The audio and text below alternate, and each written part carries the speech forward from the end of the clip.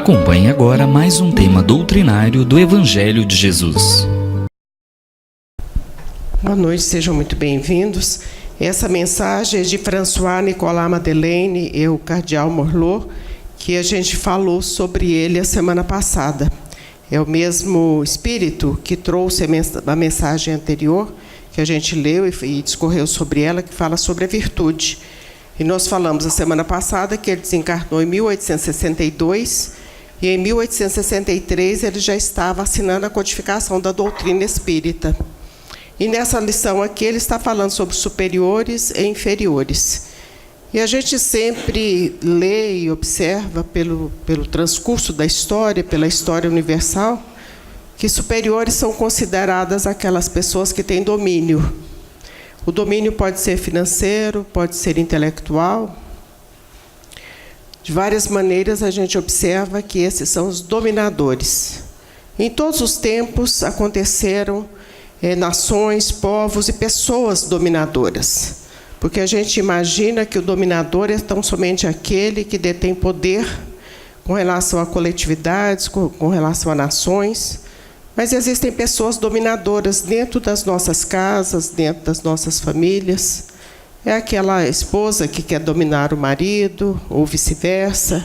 É o filho hoje que está na moda, as crianças quererem dominar os pais, ou pais dominando os filhos. Enfim, no círculo familiar a gente vê esses aspectos de dominação. E só o entendimento da doutrina espírita, só o estudo da doutrina espírita, as reencarnações é que corrigirão esses equívocos, porque todos nós fomos criados da mesma maneira, simples e ignorantes, no sentido de nada sabermos, dotados de inteligência e livre-arbítrio. Essa é a informação que a gente tem na questão 115 do Livro dos Espíritos. E em dominados e dominadores, a gente vê a própria história do Império Romano, que foi dominadora, o Império foi dominador por cerca de 12 séculos. Considerando que cada século tem 100 anos, a gente imagina, então, que foram 1.200 anos de dominação dos romanos. Isso porque mesmo quando o Império Romano do Ocidente, quer dizer, no caso, Roma, caiu sob a ação dos bárbaros, o Império Romano do Oriente, ali hoje onde é a cidade de Istambul, na época chamava-se Constantinopla, essa cidade, esse país, ainda continuou sob o domínio dos romanos. E esses romanos, eles trouxeram grandes atrocidades, porque por onde eles passavam, eles conquistavam aqueles povos, e muitos povos se tornaram escravos. Então, eles dominaram o Oriente Médio, aquela região de Israel, toda ela foi dominada. A gente já falou algumas vezes sobre isso. Dominou grande parte do Egito, da África, e dominou também grande parte, ou quase toda, a Europa. Daí vêm as línguas neolatinas, porque todos esses romanos, eles falavam o latim. E daí, então, vem as línguas neolatinas, quer dizer, derivadas do latim, que no caso é o italiano, o francês, o espanhol e o próprio português. Então, todos esses povos que são de línguas neolatinas foram dominados pelos romanos. E esse império, ele acaba, e há poucos dias nós falamos sobre isso, sobre a invasão dos bárbaros. E por que acabou? Acabou exatamente porque eles baixaram a guarda, imaginaram que tinha muito, podia muito. Começou a corrupção, a devassidão, a desagregação familiar, e os bárbaros entraram e dominaram o Império Romano do Ocidente, no caso Roma, e depois o Império Romano do Oriente, no caso a cidade hoje, a cidade de Istambul, o país, no caso é a Turquia. Essa semana a gente viu uma reportagem ainda sobre a questão do Império Romano, está na revista Veja, dessa semana. É um estudioso, um pesquisador italiano, e ele fala da doença italiana. E ele, então, diz assim, os italianos vivem crises sucessivas. A economia permanece em virtual estagnação há décadas. Então, quer dizer, tudo isso, toda essa glória, todo esse apogeu acabou. E hoje, 2018, o Império Romano do Ocidente, ele terminou no ano de 476. Hoje, eles ainda vivem grandes crises. Por quê? Porque eles privilegiaram as questões de ordem imediata, de ordem de poder, de ordem material, em detrimento às condições do espírito. Se a gente continuar trafegando pela história, nós vamos ver que em 1492 houve a conquista das Américas. Cristóvão Colombo descobrindo as Américas, à exceção do Brasil, foi tudo conquistado pelos espanhóis. A América Central e a América do Sul foi conquistada pelos espanhóis, à exceção do Brasil. Os historiadores dizem que não houve nada mais mortífero do que foi a conquista espanhola. Eles falam que 90 milhões de índios foram mortos pelos espanhóis. 90 milhões. A gente pega a região do México, onde existiam os astecas e os maias. Os maias muito pacíficos, índios maias muito pacíficos, e os astecas mais belicosos. As pessoas que já tiveram a oportunidade de conhecer o Museu de Antropologia da Cidade do México, o Museu de Antropologia começa contando a história pré-colombiana, quer dizer, desses índios que lá residiam. E vai mostrando todas as conquistas deles, na área da engenharia, na área da ciência, na área da administração, e vai caminhando, mostrando, e de repente começam a chegar os espanhóis. E esses espanhóis destruíram tudo isso, e no final desse museu tem a cruz do Cristo. É a maior ironia que se possa imaginar, porque em nome do Cristo, para catequizar todos esses índios que tinham seus deuses, eles dizimaram todos, mataram, acabaram com muitas raças que lá existiam, e aí surge no final do museu a cruz do Cristo. E se a gente continuar caminhando, nós vamos ver que no século passado, a Espanha, porque essas conquistas foram espanholas, nós vamos ver que no século passado a Espanha passou por grandes aflições. Uma guerra civil que durou 3 anos. Essa guerra civil ela é retratada em filmes e em livros, e também em obras de arte, sobretudo uma obra de arte, um quadro muito famoso que chama Guernica, do Pablo Picasso. E o escritor americano Hemingway, ele escreve um livro falando sobre essa guerra espanhola, a Guerra Civil Espanhola, que foi de muita carnificina também. Chama-se o livro, para quem interessar, Porque os Sinos Dobram. E tem o filme que também repete o mesmo nome. Logo depois dessa Guerra Civil Espanhola, veio uma ditadura do Franco, generalíssimo Franco, que terminou em 1979. O último momento dessa guerra civil, dessa ditadura, foi em 1979. E agora a gente está vendo a Espanha novamente envolvida com questões de divisão territorial lá. Então, quer dizer, tudo isso que aconteceu não trouxe paz, não trouxe alegria, não trouxe serenidade, não trouxe evolução espiritual para as pessoas que lá estavam. O descobrimento do Brasil já tem uma conotação diferenciada, porque para cá vieram também os padres, mas, num determinado momento, houve uma convivência pacífica com os índios, mas depois, logo na sequência, os índios se tornaram escravos, foram escravizados. Essa escravatura dos índios não funcionou, porque eles eram indolentes e eles não faziam o serviço que os senhores mandavam. Daí, então, veio um outro complicador para o Brasil, que é a questão da escravatura negra, que nós temos resquícios kármicos dela até hoje. Se a gente, então, observar com um panorama muito ligeiro dessas condições que estamos falando, tão somente de três países, no caso Roma, o Império Romano, a Espanha e também Portugal, com o descobrimento do Brasil, vamos concluir que tudo isso não trouxe glória, não trouxe alegria e não trouxe prosperidade perene às pessoas, ao país. Trouxe efêmera, num determinado momento tiveram, depois não tiveram mais. Porque o objetivo é a conquista do espírito, o desenvolvimento do espírito, o aprimoramento do espírito, que esse é imortal. Quando nós já estamos aqui no século XIX, 1880, nasce no Brasil, e a gente faz referência porque amanhã é 1º de maio, é a data que se comemora a chegada, o nascimento de professor Eurípides Barçanufo. O professor Eurípides Barçanufo vem com um espírito muito evoluído, de uma evolução excepcional.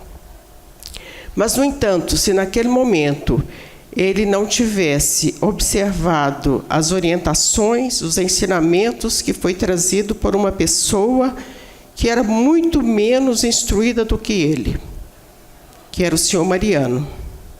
O senhor Mariano é que vai dar o nome ao xarope que fizemos há 2 semanas. É uma fórmula espiritual trazida por ele. Então, o senhor Mariano era um homem rude, um homem simples, quase analfabeto. E, no entanto, ele conversou com o professor Eurípides por várias horas, e depois, quando ele já não tinha argumento mais, o senhor Mariano já espírita, trabalhando lá na Fazenda Santa Maria, quando ele não tinha argumentos mais para conversar com ele, com Eurípides Barçanufo, que era muito preparado, ele disse: olha, eu já não sei mais o que te dizer, mas você leia este livro, e este livro vai te trazer todas as informações e orientações que você precisa saber sobre a doutrina espírita. Esse livro era de Leon Denis, um discípulo de Kardec, que desencarnou no século XX, e esse livro se chama Depois da Morte.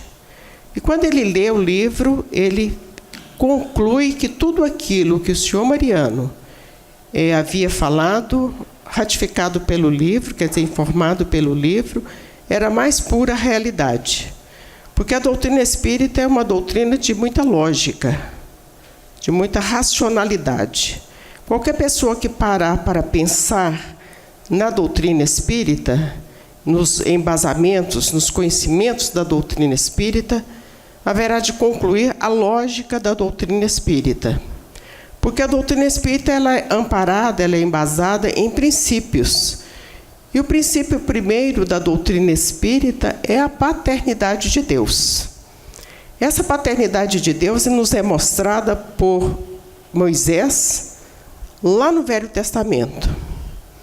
Antes de Moisés, Abraão, Isaque e Jacó, que são os pais do judaísmo. Eles falam no Jeová, que na verdade era um Deus familiar, um espírito familiar, e que eles intitulam Deus com D maiúsculo, que é o Deus dos hebreus. Então, Moisés já nos mostra, através do decálogo, dos 10 mandamentos, Deus, Pai, misericórdia, justiça e amor. Jesus ratifica essa informação trazida por Moisés. Quando ele fala, eu e o Pai somos uno, quando ele nos orienta sobre a oração do Pai Nosso, ele está nos falando sobre Deus, misericórdia, amor, bondade, paternidade. Quando vem a doutrina espírita, em 1857, Kardec, pela informação trazida pelos espíritos, vai nos mostrar, nos falar sobre a paternidade de Deus. Mas vai falar também sobre a pluralidade dos mundos. Qualquer pessoa que pensa um pouquinho vai entender que existem outros mundos, que não é possível que seja tão somente esse mundo habitado com pessoas tão frágeis, porque a nossa fragilidade como ser humano, como corpo material, é tão patente que um mosquito ocasiona a dengue, ocasiona a febre amarela, ocasiona a chikungunya e outras coisas mais, e a pessoa desencarna. Então, há muita fragilidade no nosso corpo físico. É tão frágil que, um momento, esse corpo vai perder a vitalidade e nós vamos realmente desencarnar. Todos que estamos aqui, vai chegar um momento que vamos desencarnar, sim. Então, a gente não pode imaginar que Deus seja tão pobre, tão pequeno, que vai criar somente esse planeta aqui e somente essas pessoas e com essa vulnerabilidade com relação à questão de saúde. Mas ele vai falar também sobre a comunicabilidade dos espíritos.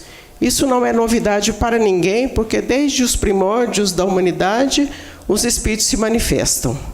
Manifestava na Grécia Antiga, no Egito, em Roma, com os hebreus, com os índios. Todos os povos, em todas as épocas, receberam as orientações dos espíritos. O que nós vamos fazer com os santos? O que a gente vai fazer com o Santo Antônio? Né? Todo mundo sabe a biografia de Santo Antônio. Aquilo ali era comunicação com os espíritos. Ele recebia os espíritos, a orientação dos espíritos. O que nós vamos fazer com Dom Bosco, que também, de igual maneira, tinha uma mediunidade muito excepcional? Então, todas essas informações são trazidas pelas outras crenças. Mas ainda há a reencarnação. E a reencarnação também foi falada lá no Novo Testamento por Jesus, quando ele disse que Elias já havia vindo e que não o havia reconhecido, referindo-se ao precursor do cristianismo, João Batista. Há outras informações nos textos sagrados com relação à reencarnação. E a reencarnação é algo que a ciência está comprovando isso. Muitos e muitos cientistas se curvam hoje no trabalho do reconhecimento da reencarnação. Então, todos esses princípios foram trazidos, mostrados por Leon Denis, a professora Eurípides Barçanufo, e ele se convenceu que realmente a doutrina espírita era a doutrina de muita lógica, o Consolador prometido por Jesus. Ele começa a realizar o trabalho de grande vulto, porque ele realiza o trabalho da mediunidade, mas ele realiza também o trabalho do esclarecimento. Ele era um pedagogo, tinha uma escola, um modelo de escola, e ali ele orientava os meninos, as pessoas que estavam próximas, com relação a esses princípios da doutrina espírita que nós estamos falando. Ele tinha uma mediunidade que nós costumamos dizer que é semelhante à mediunidade de Santo Antônio.